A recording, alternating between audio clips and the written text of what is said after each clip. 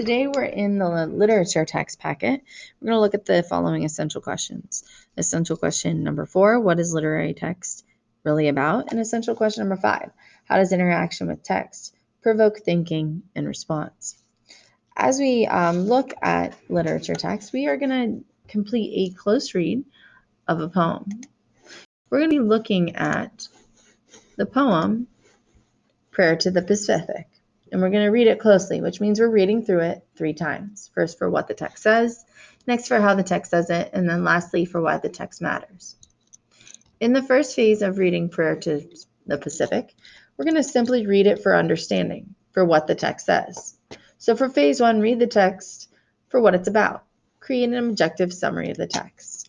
This connects to learning target number 5. Create an objective summary of the text. Since it's objective, please refrain from using any of your own personal opinions about the poem in your summary. Make sure that you're only writing a summary for what the poem is about.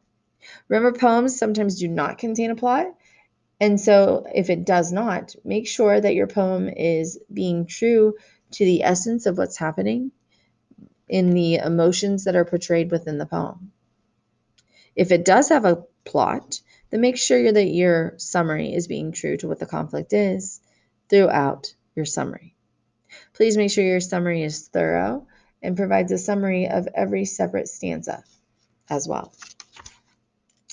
In phase 2 of reading, we're going to focus on how the text says it. In other words, the layout of the text, the different things that the author chooses to put into the text to make it what it is.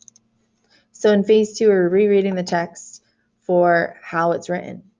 What is the impact of the structure of the poem? Cite text evidence to support your response. Begin your opening statement with the following. The poem is written using the free verse structure, emphasizing, describing, showing, or implying.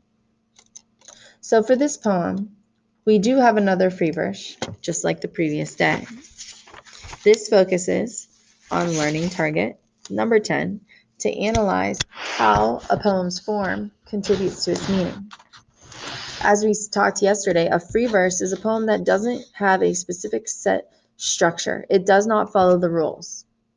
The poet has the freedom to do what they want in regards to rhyme scheme, to do what they want in regards to lines and to stanzas, and where a line should start and where a line should end. For this phase, you're also going to need to provide text evidence.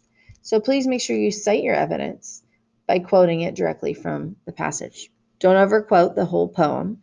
Find the only 2 to 3 or less lines that you think connect nicely with what you're being asked to look at for this phase. As you're looking at the structure, keep in mind that part of structure is the visual setup on the page. The visual setup on the page does in fact tie in to the free verse structure as well. So maybe use that as a guide for helping to answer the second phase of reading. In the third phase, we're going to be reading for why the text matters. As you read for the third phase, I want you to look at the figurative language in the poem. The author uses several pieces of figurative language to talk about the theme. So think about, how does the figurative language used in this poem actually help to emphasize a theme for the poem? And make sure you use evidence to support your response in this one. As we read for our third and final phase, we will be looking at how particular elements interact with each other in a poem.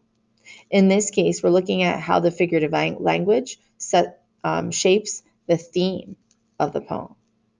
So we need to look at both parts to be able to answer the question, and to make sure that as we answer the question, that we are being true and specific to both parts. Not just theme, not just figurative language. We need to make sure we emphasize both in the words we use in our response. We're also focusing on figurative language, which ties in to learning target number 11, to determine how an author uses the meaning of figurative language within their text.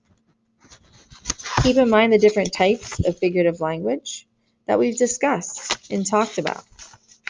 You have similes, metaphors, hyperboles, personification, a symbol, paradoxes, all of which could or could not be present within the piece. Make sure you look through and figure out what type of figurative language best works for this piece. And obviously, this ties into learning target number 18, to interpret figures of speech in context of poems. Lastly, we're going to look at theme in this question. And you need to determine a theme that connects to the figurative language. Remember, be true both to the figurative language used and come up with a good theme that connects to the figurative language. Make sure as you do all that, find a piece of text evidence that connects to both figurative language and the theme within the piece. And make sure you cite it word for word with quotation marks around it, and then take the time to analyze it and explain how it connects to the answer you're giving.